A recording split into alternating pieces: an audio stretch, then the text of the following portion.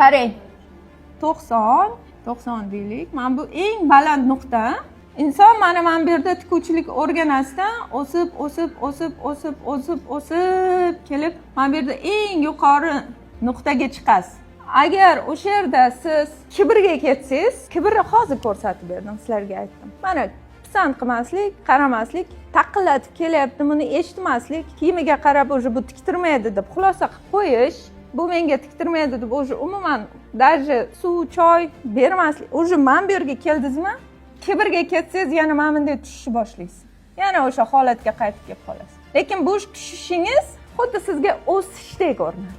Chunki ko'rasizlar qanaqa? Yana ketyapman-ku deb mana bu yerga kelasiz. Lekin o'sha yerda kibr bo'lmasa bor, o'sha siz tepa bilan bog'lanib ketasiz. O'sha buyog'iga faqat o'sib ketasiz. Mana bizani to'xtatadigan narsalardan yana bittasi, buni o'zi aytishim kerak emasdi, просто hozir ko'rganim uchun aytaman.